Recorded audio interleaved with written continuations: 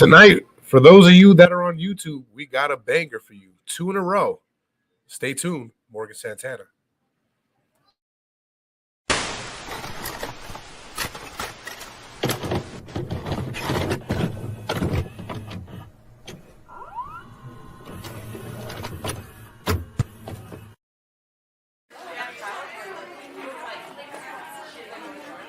Talking Junk Network, where entertainment lives.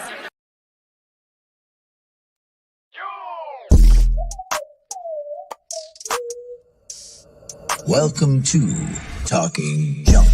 I'm your host, Jason Melendez. Live now every week on Fridays. Talking Junk. A multitude of professionals in different aspects, different walks of life. You have to come on and talk junk like a normal person.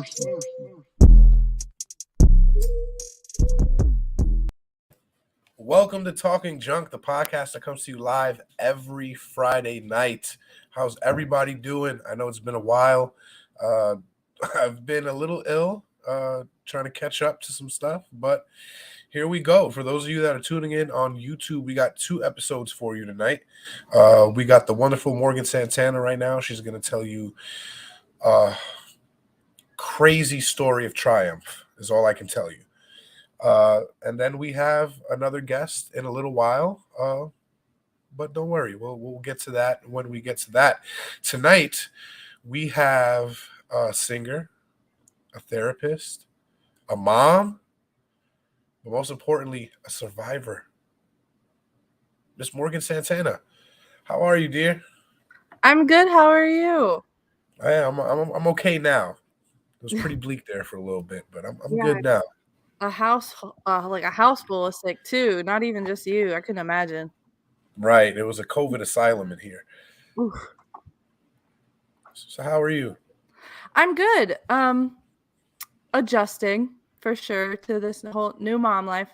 That intro you gave was intense. Oh, I'm sorry. I thought it was kind of spot on. It was good. I appreciate it. Yeah, new mom. My son is 2 months old. Okay. So if you hear crying in the background, it's either him or my husband. Hey, it's okay. I understand. I got 3 running around myself. They're not as young as yours, but they can act like it. Yeah. So your journey it's still going at the moment. Yeah. You still are recovering from a lot. Pretty recent. But why don't we start at the beginning of your story? That's it. So, it's a loaded question, I know. Yeah, it is. So the first thing that people kind of like think about is I lost my little brother really unexpectedly, really like in a traumatic way. And I think that's where you kind of know where my story started is him, right? Right. I didn't me and Fitta didn't get into details, but he did tell me that you lost your brother. Yeah, so in January of 2015, I lost my little brother. He was hit by a car. It was my first sophomore year of college. I had to do a second year because of what happened. Right. But in a weird way, it kind of like taught me who I wanted to be. It's really weird. So he was hit by a car on a Friday night. Where my dad lives, they could walk across the street and go to this Mexican restaurant. And they did, same as they always did. But when they were crossing the street to come back home, this lady wasn't paying attention. And he was going across the street and she just zoomed like through a light. He was 12. He had just turned 12 in December. Yeah. And it hit me really hard. And I went through this really bad depression and I just kind of like gave up on everything. Hence the second sophomore year of college. Right. I mean, it's understandable. You're going through a traumatic time like that. Like I can relate to you. We lost our son at a pretty tragic event. Also, he jumped in a pool. Nobody knew, and so I do understand your pain with the trauma there. It does kind of, it has a funny way, like you said, of showing you who the projected person is supposed to be. Yeah. So I have always been obsessed with like the brain, right? I always knew I wanted to do something where I figured out the way people's brains worked and how I could like help. And for the longest time, I thought I was going to be a psychiatric nurse. I very quickly learned that that was not not what I thought it was. But when my little brother passed away, I got really close with our student activities coordinator at the college that I was going to. I was in community college, and I was really involved. And so I got really close to her, and I found out she's a social worker. Okay. And she told me all of these things that you can do as a social worker. It's not just taking people's kids away from them. Like I thought that just like everyone else does. And when I found out that you could do counseling and like therapy through that, I just knew, like I knew, and I changed my major and I never looked back. I've worked in schools. My undergrad field, like when you go and work for a semester, was at elementary schools, and then I worked for a nonprofit with uh, victims of domestic violence. I offered therapy and case management. Um, I grew up in a military town, and so like I had this like connection with military, and that's how I am in my job that I'm in now. I Right. do therapy for active duty, their family members, and veterans. Okay. So how did you end up going from uh working with children to working with vets? I never wanted to work with kids. Um, there's this thing about me. I have an attitude, and it's hard to control my mouth sometimes. And you know, sometimes when a kid pops off at you and you say something back, I can get in trouble. Right. so, so, I understand. but my teacher for my last year of undergrad, she kind of pushed us. She was like, if there's a population that you are just absolutely not wanting to work with, that's where I want you to go. So I said, okay. And I went to an elementary school, and I loved it. It was so funny, like to be able to interact with the kids that way. And you can really see the difference that you're making with them from like start to finish, just Right. like in their behavior. Especially the ones that have it pretty hard at home. Yeah. So that's who I worked with. I did a daily class with children from first grade to sixth grade. So I was at 2 elementary schools, and I did the teacher, or the kids were like selected by their teachers, the ones that needed just a little bit more help with understanding the consequences of their actions and things like that. Okay. And so they would come to me, and we did a program called Why Try. It's amazing. It just teaches them like life skills, but also understanding like you make choices no matter what's going on, and you are responsible for that choice. So it's something Inter- that's an interesting name though. Why try? Mm-hmm. Yeah, why try? Exactly. Why even try? And it was so fun to see like how me interacting with them and the different things that I would come up with for them to do was really teaching them something, and like improving their behavior in class. And like I would have teachers come and just be so excited, like so and so did not throw a fit in class today. They did their work, and they even helped me help other kids. And it was so cool. It was sad to leave, but I've always known I wanted to work with the military population. It was either I was going to go into the military or work with them. So straight to military adults. I would have thought you would have phased into military children, because it is um hard to let go when you work with kids. I studied for a little bit in human services, and I had to work in a DCF after school program where the kids mm, would come, they'd take classes, and they'd do some work, and they'd get paid for going there. And wow. you see all types of children, and it's hard to transition from doing that, and now I work at a nursing home, so I understand the shift, but it's Yeah. not I had to do it. I needed a job when I came out Yeah. here, but it's kind of interesting to see the shift. Why such a shift? So after undergrad, I went into grad school and I had to do another field. And this time I went with, it was right when COVID started. So nowhere like here was allowing in person interns. So I did one that was telehealth, and it was this nonprofit out of Dallas, Texas. They're called Helen's Project. They're amazing. Shout out to them. But when I was there, we focused on domestic violence and helping survivors of domestic violence. Now they do so much more. They work with the homeless population, and they're so great. I could talk about them all day. But when I was there, it was kind of like these women really need my help, and it never really occurred to me like I'm not working with kids anymore. I'm working with adults. But sometimes the place that they're at, it's almost like working with a child and having to teach them, like, you are responsible for yourself, and this has happened to you, yes, but it doesn't make you who you are. Like, we That's can overcome this re-education. together. Yep, Mm-hmm. you have to re-educate them Yes. to fit them back into society. Mm-hmm.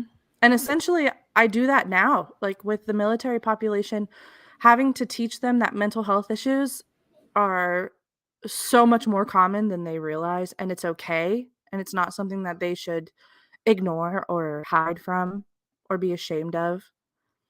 Um, it it all seems to play together, and it's crazy that you asked me that question because I've never thought about I went from children to adults, like, and teens. I work with teens now too. So, It's a crazy switch when you think about it.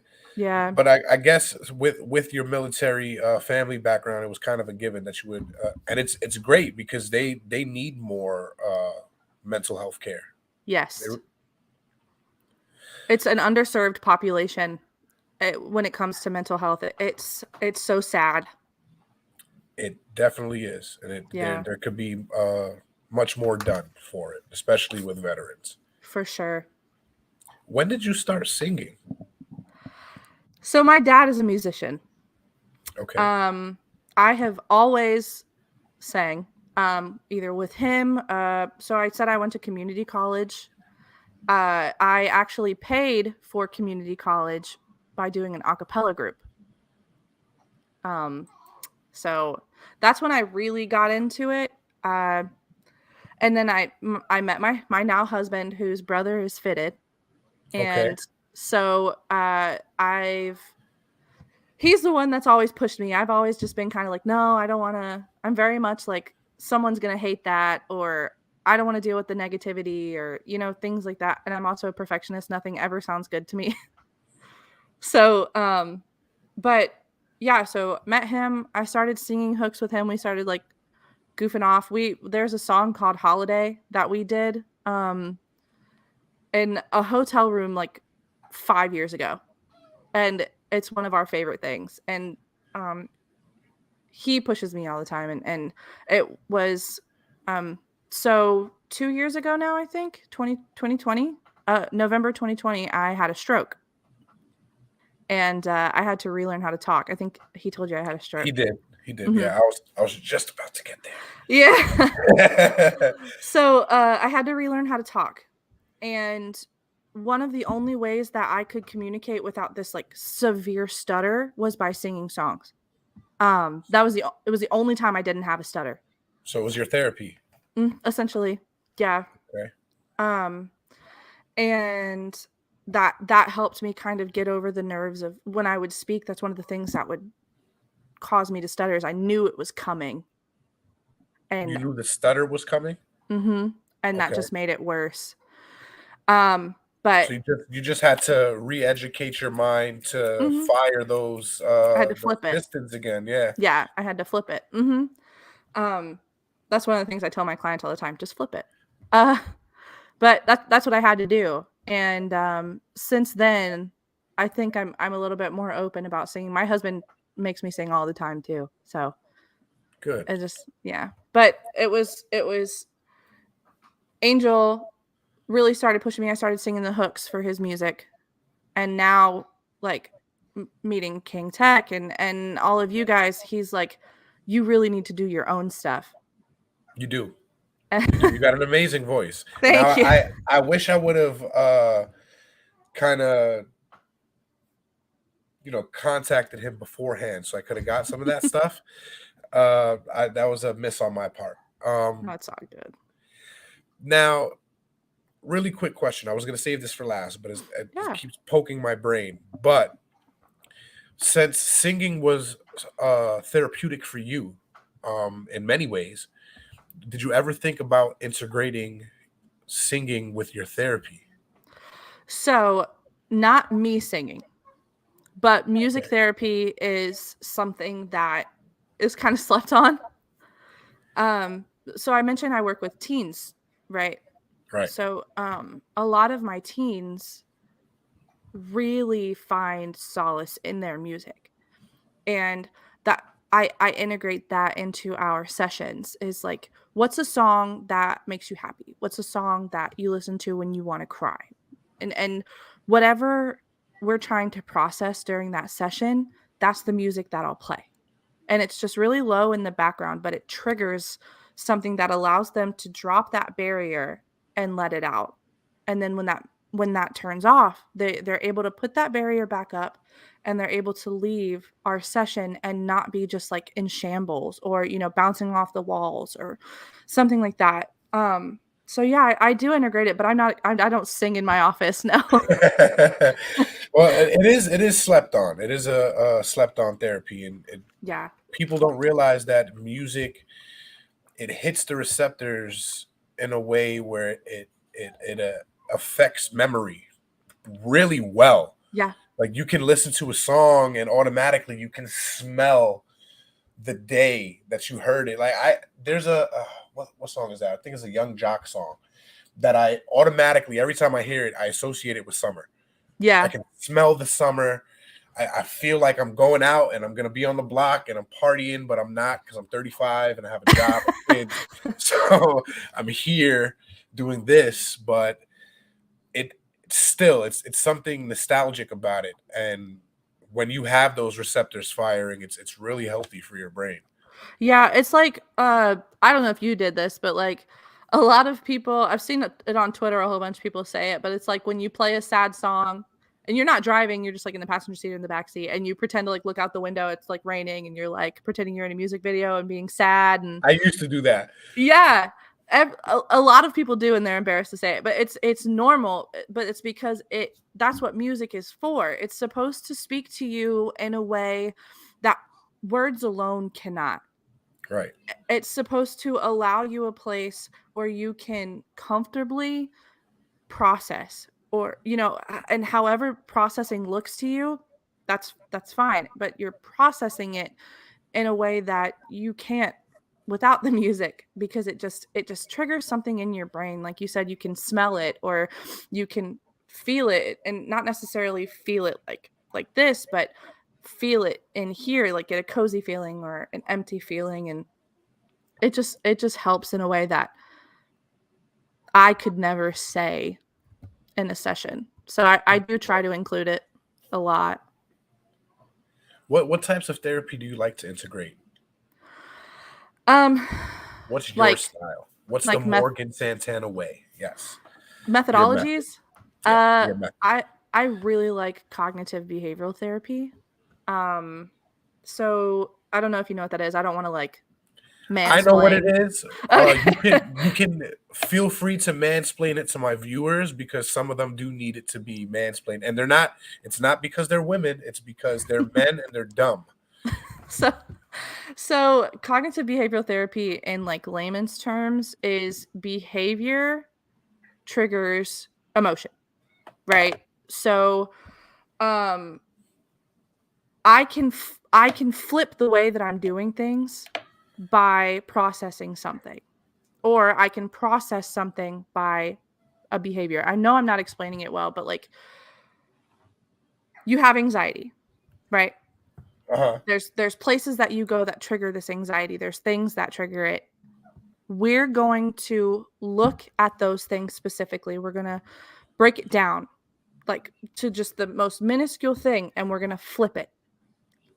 So I have a client who has severe social anxiety to the point where it's a teenager. When she would be walking in the hallways at school, she would have to have people on either side of her to keep her from just freaking out, right? Social anxiety. Mm-hmm.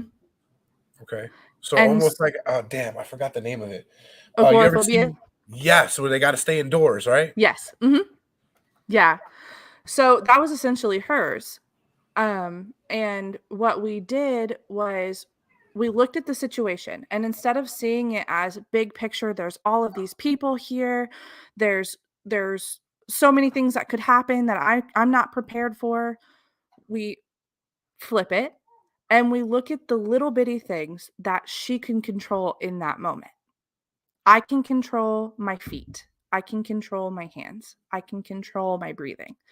And it's essentially the behavior of looking at everything, I'm no longer going to do. I'm going to change that to looking at me. Now, is it weird that when you did that, it kind of made me flip it the other way, and I started thinking about shit I can't control? It happens. But It freaked me out for a second. if you understand that you can flip it back. And it's that physical she'll go down the hallways and she'll go, and it helps her. It's just that behavior of I'm gonna flip it. Okay. It's so cool. I could talk about it all the time. Well, I'm gonna have to hook you up with your own session to talk about that. We'll talk in a little while after this. Gotcha. So Coast, is that your singing name? Yes. Does that have a meaning to it? Nothing really deep. I'm from Mississippi. I'm from the Gulf Coast. Okay. So Mississippi, if you're from there, it's one state, but it's two completely different G states. Coast. So I see you. I'm from the coast, and all of us refer to each other as coast trash. Okay. But the name Coast came from, I was looking for a funny Instagram name, and I love Post Malone. So my name is Morgan. A lot of people call me Mo. So I did Coast Malone. And when I started singing and stuff, people just were like, just go with Coast. It was a way to keep things separate, but it's something very that's unique. true. Yeah, it's something that's true to me. So And it's tied to where you're from. So yeah, that's pretty cool. the Coast, yep. What, any upcoming projects? I know Fitted just dropped a single today. He did, yes. We're also working on an EP. It has, I don't even know how many tracks anymore. It started off as 5. I don't think it's 5 anymore. That's upcoming. It's not quite done yet. We were looking at releasing it in November. I don't know if we're still going with that, but that's what we're working on right now. And as my son gets a little bit older and I have more time to not be attached to him, I'm gonna start working on some solo stuff. I'm writing right now. I have a couple of songs that I've written, one of which is for my little brother. We're gonna record that one. I'm working with JL on those too. That's gonna be a banger. We're gonna get Can't those wait to hear released. So you've actually heard a little bit. When I did that competition, the slow song, that was a snippet of it. Was it now? Yeah, it was. I have said song. It's sad, man. It's really sad. But like I said, it's a way to process that emotion that even me as a therapist, I can't do otherwise.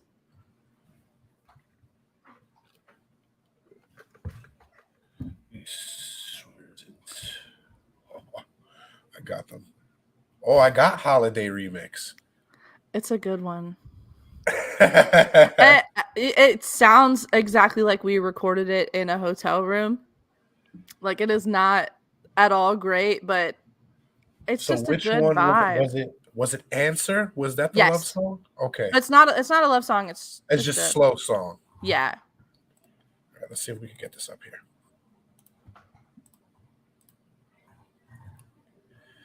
We don't need to see that. 'Cause I know if I call you will not answer. Morgan owns the rights to this. Don't try to take my video down, YouTube. I've been in jail too Please. long. This is mine. This is mine. That you're gone is the final answer. A Talking Junk Network exclusive. And I feel it today, oh, today. It hit me hard.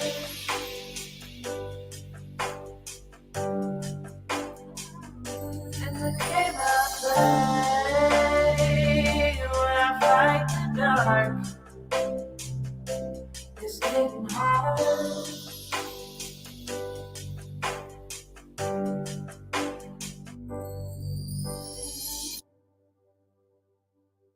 Just a snippet. Uh-oh. No, There you go. I want more. We're working on it. We're working on it. I can't wait to hear it. Cannot. It sounds amazing. Thank you. Thank you. You should definitely give Holiday a listen whenever you get the chance. It's Oh, just a good... we will. We're gonna end the show with that. Uh-oh. Well, don't play the first part of it because we don't have the rights to the little sample. So Uh-oh. yeah. We'll skip that part. All right, we'll skip that part. So we'll go in like I think it says 30 on there. seconds? Yeah, it says on there where to start it, where we... I don't know. It's 28 seconds. 28 seconds, my husband. All right, It's his cool. favorite song. He would know. Cool. It's queued up. All right. Thank you, Sammy. Morgan, you have always been so talented in my eyes, and this song is amazing. Yes, it is amazing, and we can't wait to hear it. Let me show you guys really quick before we get back. This song right here is the song that was just dropped by Fitted today. For the team. For the team. I stopped paying for Spotify, so if I click on this, it's just going to take me to a playlist. So I won't do that. I do have it somewhere in my email. We'll try to give that a listen a little later. Maybe I'll play that off for my my next interview. Yeah. But thank you so very much for gracing us with your presence. Now, before we go, what do you have to say to the people who are going through some of the similar things that you've went through, like maybe losing a loved one or going through a hard time like a stroke? And let me just say that you guys are strong. You people that have strokes and have survived, because let me tell you, I just started some training to be a motivational speaker with Aces Matter organization, and I was on an interview, and the host just had a stroke 2 days before the interview. So like I don't understand how you guys are really strong for all of that. We're lucky. It's intense. It's hard. The thing that I would say, grief, going through a severe medical thing that, like, life altering. People say it gets easier, and that's not true. The thing is it doesn't get easier. You grow with it.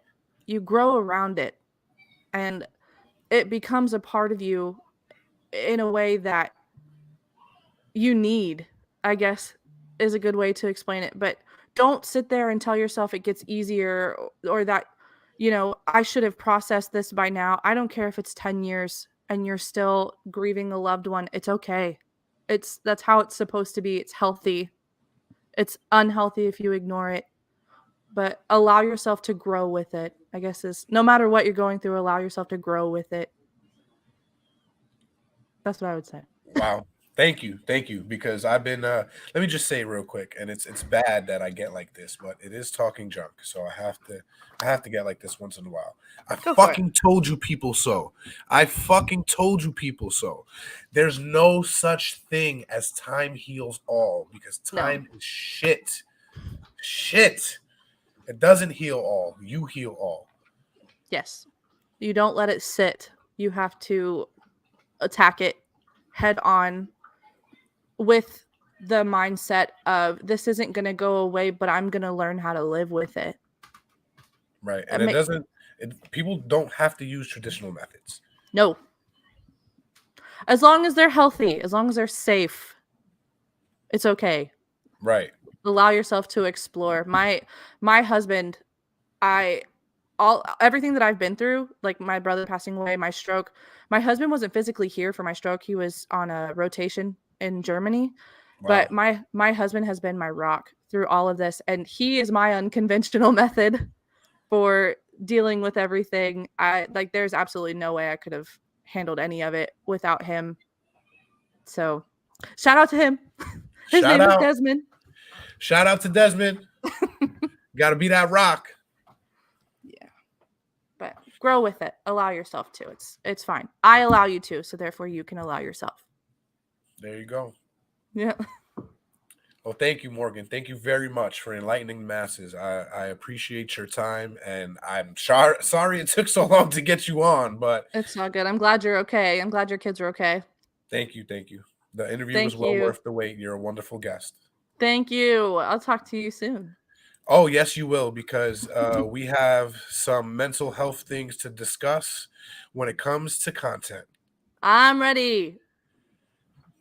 And before we go, because I forgot to tell everybody, this episode is sponsored by Dizzle. The premium liqueur straight out of California. This is not your grandfather's kind of drink, all right? This is your drink. Make it yours. You get this premium mango liqueur. It's basically cognac and tequila mixed with a little bit of mango margarita and their secret recipe, whatever else is in it. It is amazing. I put that in everything. It mixes with everything. So good, make you slap your mama. And we're also sponsored today by Heaven's Pantry's Excalibur, the only great tasting vegan brownie that is also an energy bar. You can't go wrong. 6 simple ingredients: dates, cashews, almonds, cocoa powder, coconut oil, and sea salt. It is gluten-free and 100% vegan for you non-meat eaters. Sorry for some of you brothers. And there you have it. Another wonderful guest with another wonderful round of commercials.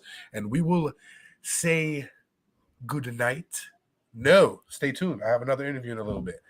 1 more hour. And for those of you that are on Spotify, maybe I'll have them up the same day. Maybe I won't. But you're still getting 2 for 1. Thanks, Morgan. We're going to let them play with another. Wrong intro.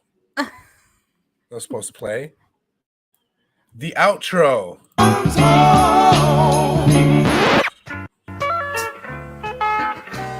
Another Talking Junk exclusive. Holiday remix. Everything seems bright. This love opens up my eyes. Our heart skips a beat. In time. Between you and I love it coincides, hey.